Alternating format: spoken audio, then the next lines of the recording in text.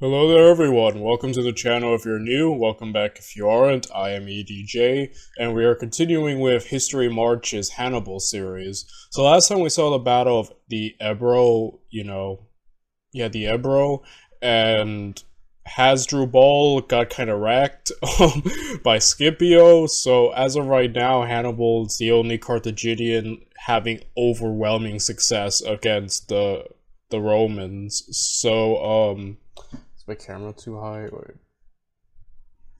Okay, point is, so I don't know if we're gonna jump back to Hannibal or cover further with, the rest of Carthage. Though right now, Hannibal's kind of carrying for Carthage, so I guess we'll see, right? And so yeah, we're gonna be looking at the Battle of Lake Trasimene. Point is, we're looking at the Battle of this lake here, and yeah, I guess we'll see what happens. So I will, without any further ado, let's get to it. But first, if you want to watch this video without me talking or pausing to talk, the link down in the description down below. And with that said, let's get to it, shall we? Let us watch this battle in the lake, Hannibal Part 6.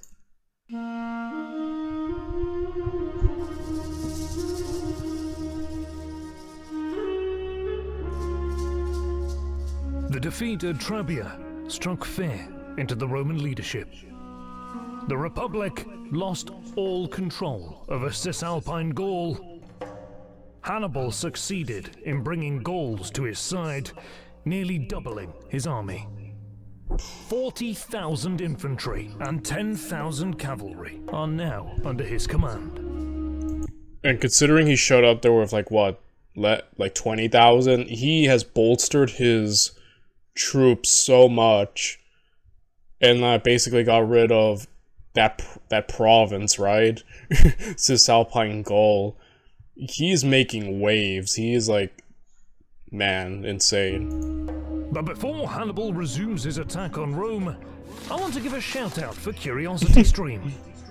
Faced with the Gallic uprising in Cisalpine Gaul, and still shocked by the loss of tens of thousands of troops at Trebia, the Roman Senate is determined to turn things around in 217 BC. Amidst the political turmoil, two new consuls are elected and sent north against Hannibal with newly raised armies. Other theatres of war are not ignored, evident by the victory against the Carthaginians at the Ebro and the planned reinforcements set for Iberia later in the year. But the main focus of the Roman war effort is on home soil. The plan is to use the geography of the Italian peninsula to their advantage. With the vast marshlands of... So this is, where Romans made a pretty good move blocking the only two lines Hannibal could, go through, and essentially if he had attacked one, it would give the time for the other to come and reinforce the consul. It was overall a very sound plan, but what they failed to understand is that Hannibal will always choose the third option. And the third option was marching through here, which was 4 days of this marshland swamp, of just walking through it. And yeah, it must have been torture, man. But it goes to show you, Hannibal will always pick another option, right? Even if it seems straight up ruinous, he'll do it, and that's just insane, The man crossed the Alps, say no more, right? And I think he also lost an eye during this, he lost his eye to an infection, he ripped it out or something. Either way, there are sources saying Hannibal probably did, yeah. The Arno River in the west, thought to be impassable during winter and spring, and the rugged Apennine mountain range cutting across the peninsula. The Romans know that there are only two routes into central Italy that Hannibal can take, and they move to block both. Consul Gaius Flaminius positions his army at Arretium, including the 10,000 legionaries that survived the Battle of Trebia. His co-consul, Gnaeus Servilius Geminus, is stationed at Ariminium. Both armies are bolstered with a higher number of horsemen than usual, perhaps to offset their numerical inferiority in cavalry. Hannibal, meanwhile, has problems of his own. While he did establish a base of operations in the Po Valley, Gallic support will weaken over time as his army continues to consume their resources. At the same time, the Romans decided not to pursue further battles in the north, so staying there makes little sense for Hannibal. He needs to put pressure on the Romans before his Gallic allies lose interest in the war. Exactly, like I said, Hannibal, he has his ragtag group of, like, you know, different groups, languages, you know, mercenaries, the Gauls, and they're all fighting Rome, but for very different reasons, and it's more like an alliance than he actually has men under him who, like, you know, will follow him to death like a Napoleon or a Caesar did. So he has to manage them and continually basically win, or else he'll lose support, right? Like, his entire army is kind of dependent on these guys. So yeah, he couldn't be idle for long. So yeah, insane that he managed to keep this up for like 16, 15 years in Italy, which just shows his leadership ability, right? Just like the Senate, Hannibal knows that he can either go down the Adriatic coast and fight Servilius in the rugged terrain of Picenum, or he can fight Flaminius in the difficult Apennine mountain passes. Neither route is good. Whichever he chose, not only would the Romans be alerted about his movement ahead of time, but he would be forced into a prolonged and uncertain battle against the well-defended Roman positions, which would allow time for the two consular armies to link up, something that Hannibal can ill afford. But with the arrival of warm spring weather, the Carthaginian general does the unexpected. He decides to force march his army across the Apennine Mountains and through the dangerous marshlands of the Arno River, aiming to surprise the two consuls and get into a good position to threaten Rome itself. The plan is arguably just as audacious as was the crossing of the Alps. Yep. The march is extremely difficult. And this is what makes Hannibal so great. He always had like this element of surprise because he was unpredictable, right? He would always choose something that no one else would like dare to think of, right? So yeah, just at the end, the man has a lot of guts, dude. Hannibal places his most disciplined infantry, the hard-marching Libyans and Iberians, at the head of the column. They set a fast pace, which the Gauls find difficult to maintain, as they are not used to forced marches. And by being at the back of the column, they face the added difficulty of having to march through the sticky quagmire that has been churned up by the troops in front of them. The cavalry is in the rear of the column, ushering the Gauls forward and keeping an eye on any who might decide to turn back. The terrain, however, is the army's biggest enemy. The Arno River flooded after winter rains, turning the river basin into heavily flooded, muddy wetlands. The endless, dense swampland offers almost no dry areas for resting. Hannibal's troops wade through deep pools of water for 4 days and 3 nights, with almost no sleep and no rest, whilst carrying their... That's insane. I had heard that, like, I'm not sure if this is true or not, but like I heard like some military training has people go through a certain hell week or something like that, where you basically stay up for 7 days straight. So yeah, I don't know, this is insane. The sleep deprivation.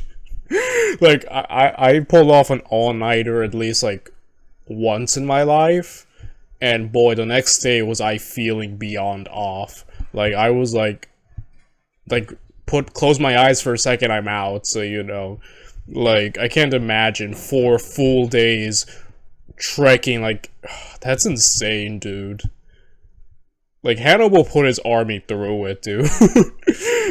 But man, did it pay off at the end, right? Heavy equipment and supplies. Those fortunate enough to be mounted are able to sleep in their saddles, while a handful of those on foot manage to climb onto the bodies of dead horses and pack animals for a brief rest. Many die due to infection, disease, exhaustion and drowning. Hannibal himself catches an eye infection, which cannot be treated because there is no time during the forced march, and he carries the infection for much of the journey, eventually losing sight in one eye. He emerges from the swamp on the back of his sole surviving elephant, probably the brave Syrian. All the while, the Romans assumed that Hannibal is contained in the north. But what they didn't know is that the Carthaginian general managed to cross the Apennine Mountains and the Arno River wetlands with the fact that, like, he's got them completely, like, unawares. That's, like, amazing. But yeah, Hannibal and his famous, like, there's always images of him in the eye patch, right? Like, he's evolved to his most ultimate form now. But man, worth it, right? 50,000 troops in just 4 days, without being detected, and is now in position for the next stage of his campaign. He grants his army a few days to rest, and sends scouting parties south. He learns that Flaminius is at Arretium, and that the Etrurian plain can offer enough food and plunder to boost the morale of the troops. Having learned that Flaminius is an arrogant and rash commander, he plans to provoke him into giving battle by pillaging and burning the rich Etrurian countryside. Soon enough, plumes of smoke from burning villages and fields dot the lands west of Arretium, followed by the Carthaginian column passing right next to Flaminius, brazenly taunting the Roman general. Watching from Arretium, Flaminius is fuming, knowing that it is he who is supposed to protect these lands, and yet one of the richest areas in Italy is burning on his watch. Dude, yeah, Hannibal's a genius. The way he, like, lures his enemies to a trap, he finds out their faults, finds out their character, and then immediately plans around that. It's just amazing. There's, like, this psychological element to Hannibal's tactics that I just really love. It's just amazing. But he somehow resists challenging the Carthaginian general, persuaded by his advisors to stay put and wait until Servilius joins him. Unable to force an open battle, for Hannibal, an assault on Arretium is out of the question. He cannot risk losing too many of his experienced soldiers that he cannot replace. His army also has limited supplies and has to keep moving. Furthermore, Hannibal has no way of knowing how far the other Roman army is, and as far as he knows, Servilius could be arriving any day now. So, the Carthaginian general decides to press on. Leaving not one, but two armies in his rear must have seemed mad. But actually, by bypassing Arretium, Hannibal maintains the initiative and keeps the Romans guessing. He wants to be the one who dictates the course of the campaign. Heck Scouts yeah. soon bring good news. Flaminius decided not to wait for Servilius after all.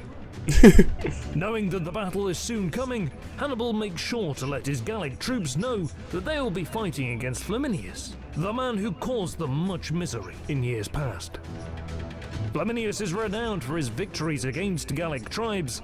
He is responsible for introducing a law that allowed Romans to settle near and on Gallic lands. This created conflict, which Flaminius resolved by invading and occupying more Gallic lands, and then proceeded to settle more Romans on the lands he conquered.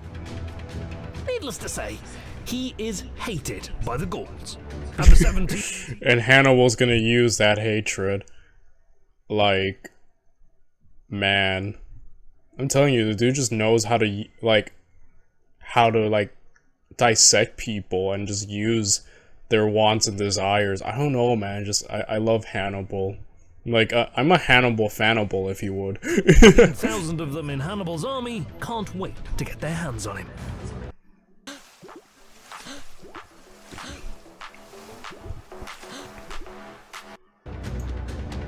Meanwhile, for the Roman army that prides itself on its military prowess, it must be humiliating to pass through villages and countryside laid waste by the enemy. But Flaminius can still redeem himself, and he is only 1 day's march away. I love this. So, yeah, Hannibal, I remember this battle. So, Hannibal essentially sets up a sneak attack on higher ground. So, when Flaminius comes at him, I think due to the fog, he's expecting a total, like, defeat, but then he gets jumped from the forces that were, you know, encamped on high, and essentially they get pushed into the lake, and it's just a complete slaughter. Another army wiped out thanks to Hannibal's brilliant maneuvering and tactics. I can't wait to see this play out. It's early morning on June 24th, 217 BC. Flaminius marches out of his camp towards the smoke rising in the distance, apparently from Carthaginian campfires, eager to get to grips with the enemy. In the front, he places veteran legionaries that survived the Battle of Trebia, who are also very keen on meeting the enemy in battle. As the column moves, a low-hanging mist envelops the lake and the valley. The shoreline is eerily quiet. The locals... It's always the mist battles, right, that are just the best, you know? And yeah, that would be insane. I wouldn't want to fight in the mist, to be quite frankly, especially when you can't, depending on how thick it is, just...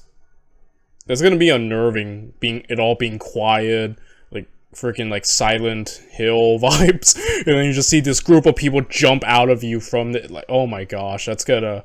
I'm just imagining that, and that's gonna be the most unnerving thing. Like, my morale would break immediately, you know? Seem to have vanished. And they're Unable lost. to see too far ahead, the Romans literally stumble into Hannibal's heavy infantry, who are blocking the road. Fighting spontaneously erupts at the far end of the valley. Despite being surprised by the enemy, the Roman vanguard forms up in battle formation. Further back, it is some time before the Roman center and rear realize what is happening in the front. The visibility is hampered by the low-hanging morning mist.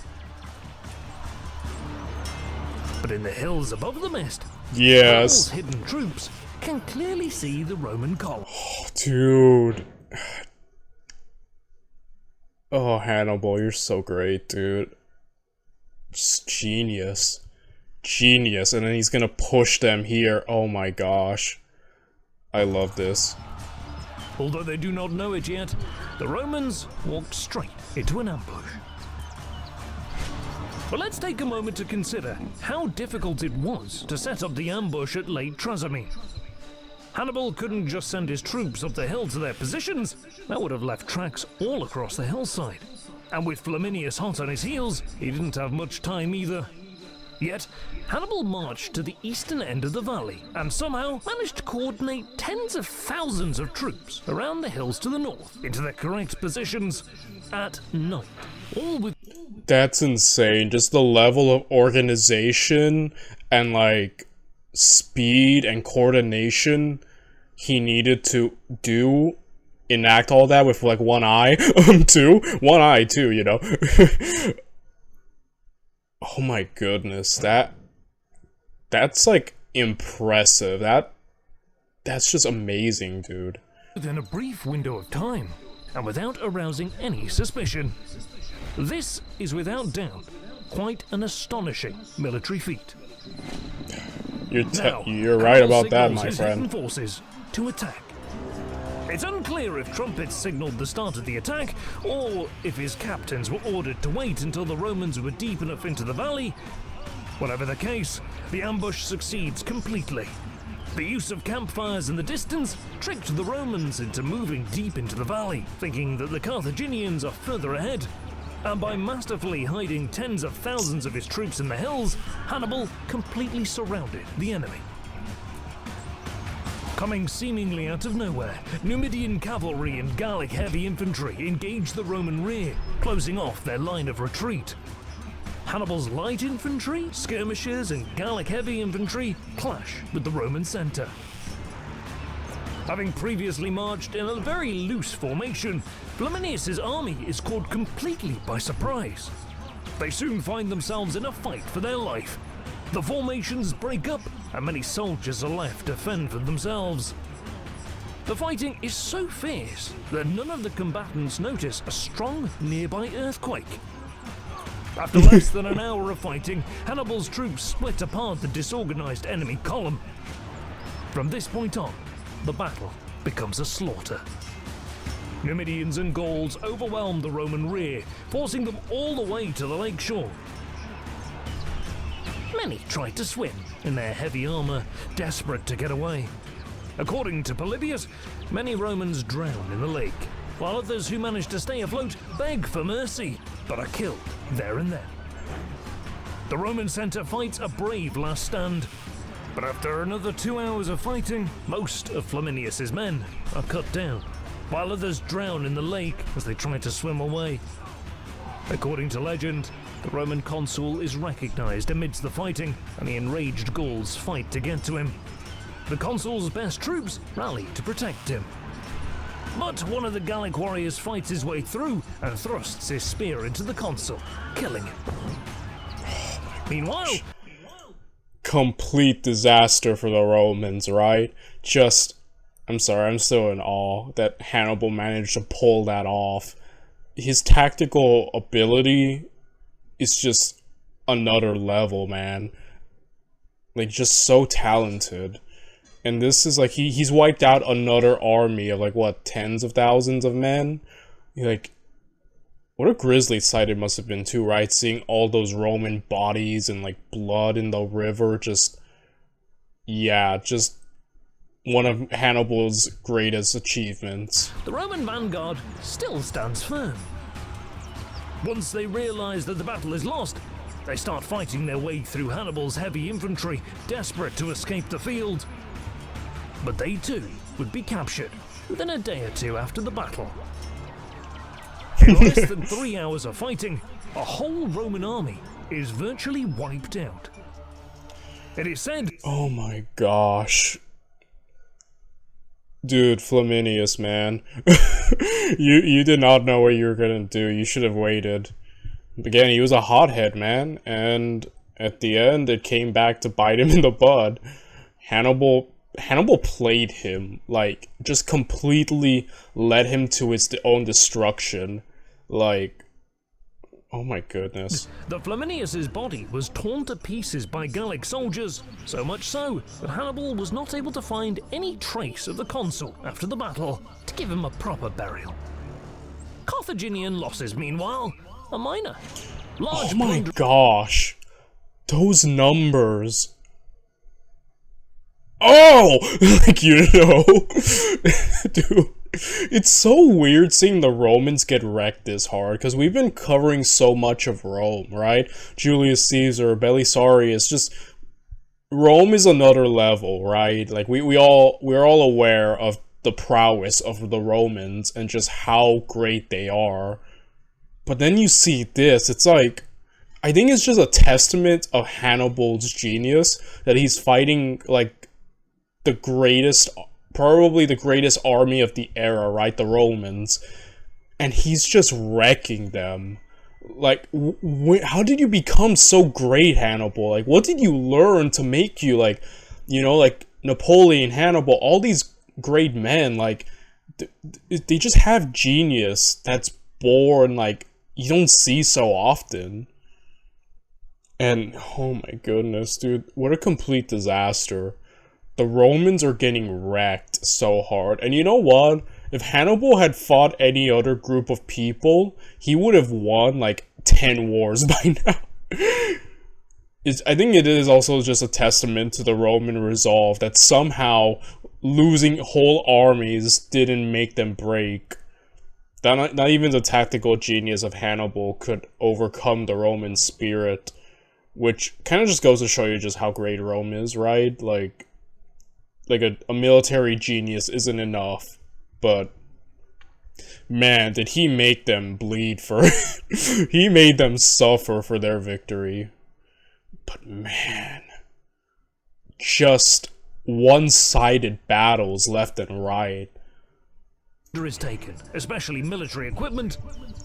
Hannibal re-equips his infantry, Each man is given Roman mail, a bronze helmet, and an oval scutum shield. Within a few days, the Romans suffer another disastrous loss. As Servilius was on the move to join Flaminius, he hurriedly sent all of his 4,000 cavalry ahead of the army to help his co-consul. Hannibal learned of their movement even before Servilius knew about Flaminius's defeat. Maharbal, Hannibal's second in command, rode out to meet them, launching a surprise attack. Those who survived were captured. By eliminating Servilius's cavalry, Hannibal effectively neutralized his entire consular army. Few, if any, commanders have been able to match Hannibal's ambush at Lake Trasimene, where one entire army ambushed and effectively destroyed another entire army. The population of Rome fell into utter despair, as Lake Trasimene is not far, and it seems like there is nothing that can stop Hannibal from attacking the city, as Servilius had to withdraw back to Ariminum to counter the Gauls, who, encouraged by Hannibal's presence, aggressively began raiding Roman territory. In this time of crisis, the Senate appoints a dictator, a certain Fabius Maximus, to coordinate the defense against Hannibal. But more on that in the next episode. Yeah, Fabius, man. Can't wait to learn more about him. Alright, let's read these now, shall we? Flaminians pursued Hannibal despite being outnumbered, possibly because the intelligence he had was outdated and he wasn't aware that many thousands of Gauls joined Hannibal after Trebia. Water level of Lake Trasimene was higher in 217 BC than it is today, which narrowed the valley, making it suitable for a large-scale ambush. Hannibal most likely used his fast-moving cavalry to clear the villages in the valley before the locals could inform the Roman army of what was happening. Again, man, Hannibal's intelligence is also OP, right? Like, he's just learning everything. Like, you know, it's best not to, like, we kind of ignore that, but yeah, just having better intelligence, like, whoever his spies were, or whoever was giving him all the information, or, like, top-notch, you know? Dude, that's just insane, man. Hannibal could wipe out entire armies in single battles and ambushes, like, and we haven't even gotten into the main event, which is Cannae, but, dude, it's just insane. And he schooled so many consuls already, like, what, 2 pairs already, and, oh, man. Dude, you can see why the Romans were, like, he shook the Roman world, right? Oh, man, that's just insane. I'm in awe. The man is the master of ambush. He uses everything. Psychological warfare, you know, brilliant tactics, just every advantage a person can use. Hannibal used it to its full effect. And I think that's just a testament of his greatness, and this was another solid video that I love, and I can't wait for future and, you know, the next time. And, yeah, I'll stop right here, guys. I will be seeing you all next time. Bye, everyone.